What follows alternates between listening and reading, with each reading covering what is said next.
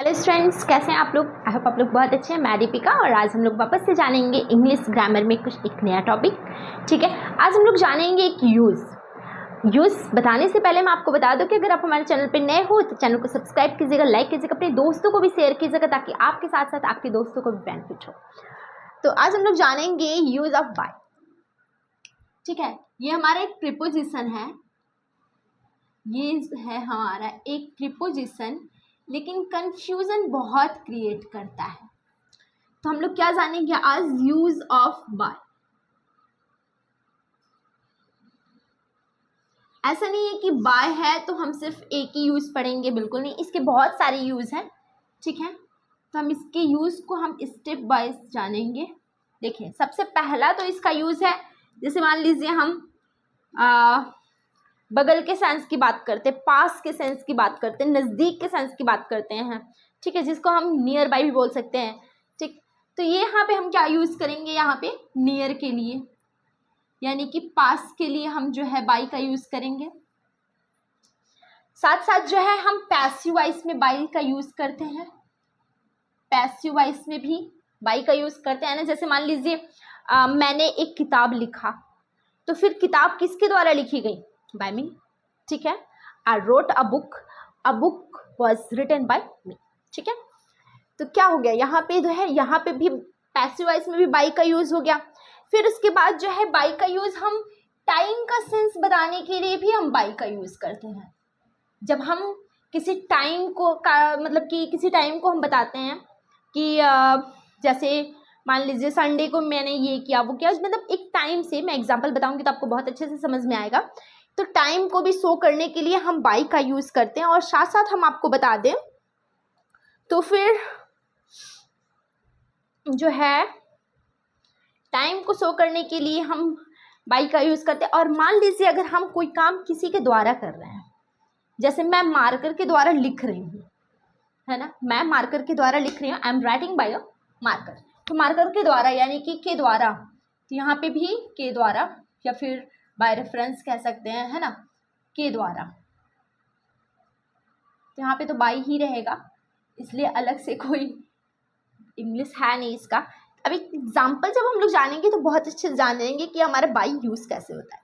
अब हम नियर के सेंस में बताएं तो सबसे पहला एग्जाम्पल जो नियर के सेंस में है, पास के सेंस में है, तो उसका एग्जाम्पल आप देख लीजिए। जैसे मान लीजिए वह मेरे पास बैठा है। ठीक है, वह मेरे पास बैठा है, या फिर मेरा घर उसके घर के पास है, मेरे घर के पास एक मंदिर है ना, मेरे कॉलेज के पास साइकिल स्टैंड है, बस स्टैंड है, यानी कुछ भी अगर नज़दीक का सेंस दे रहा है, पास का सेंस दे रहा है या बगल का सेंस दे रहा है, तो फिर हम वहाँ पे बाय का यूज़ करते हैं। जैसे वह मेरे पास बैठा है, he is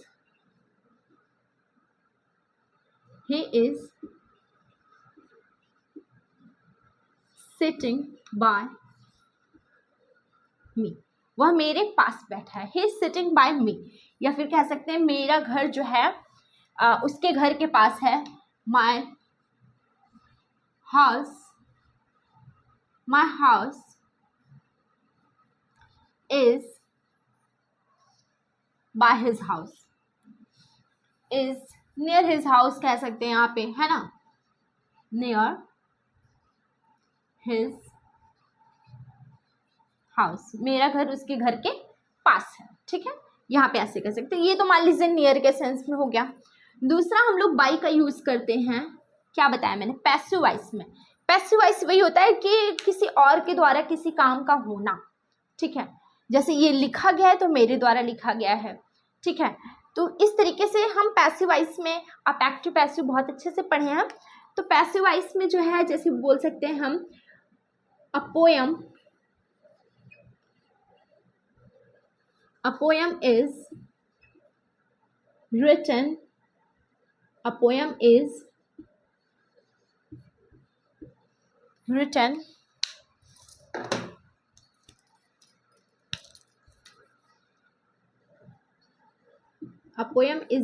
by William Shakespeare, है ना, William Shakespeare. A poem is written by William Shakespeare. अब ये देखो ये क्या है हमारा, ये हमारा क्या है, ये हमारा इज आर एम यानी कि हेल्पिंग वर्ब है। हेल्पिंग वर्ब के साथ अगर ये थर्ड फॉर्म आ जाता है V3 और इसके साथ साथ बाई के बाद मतलब ये जो पोएम है ना ये खुद नहीं लिख रहा है, ये पोएम खुद लिखने का काम नहीं कर रहा है, ये पोएम लिखा गया है विलियम शेक्सपियर के द्वारा।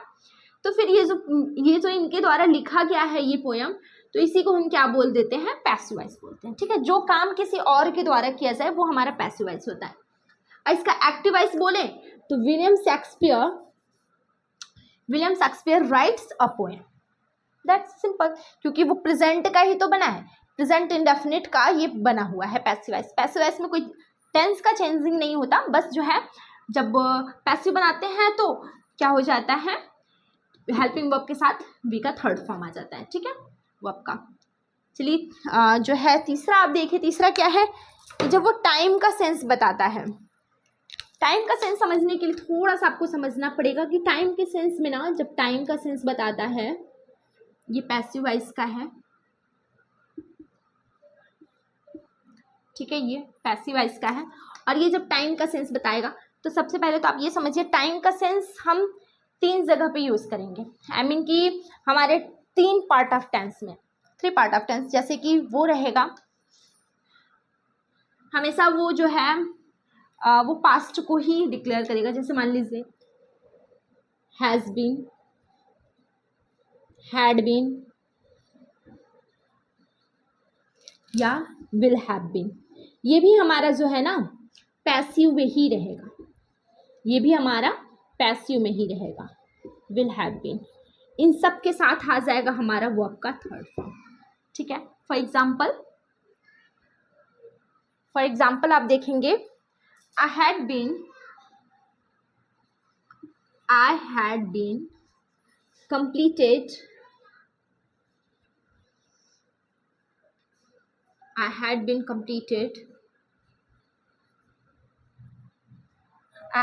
completed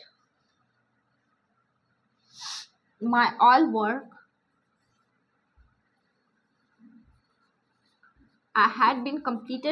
work by 9 PM। ठीक है, मैं 9 बजे तक बाय 9 PM, मैं 9 बजे तक अपना पूरा काम कर चुका था। ठीक है, I had been completed all my work by 9। यहाँ पे भी क्या शो कर रहा है, बाय, जो इंडिकेट कर रहा है टाइम। ठीक है, इतना आपको समझ में आया। फिर उसके बाद हो जाएगा के द्वारा। अब के द्वारा मतलब हम किसी के द्वारा किसी काम को कर रहे हैं तो वहाँ पे हम के द्वारा का सेंस लगाते हैं। जैसे मैं एरोप्लेन से दिल्ली जा रही हूँ। ठीक है, I am going to Delhi by aeroplane, यहाँ पे भी एरोप्लेन आ गया यानी कि बाई आ गया, तो क्या हो जाएगा,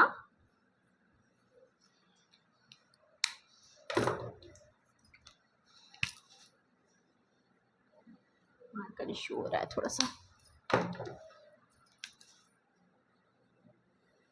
I am going to Delhi by AEROPLANE, aeroplane.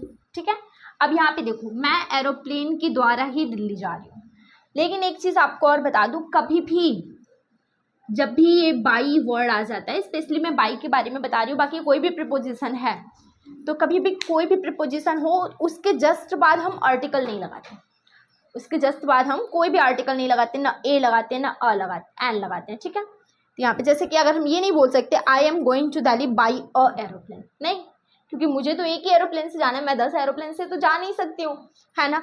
तो बाई अ एरोप्लेन, मैं एक एरोप्लेन से ही जाऊंगी, तो वहाँ पे ए लगाने का कोई ज़रूरत नहीं। तो ये था हमारा बाई का यूज़।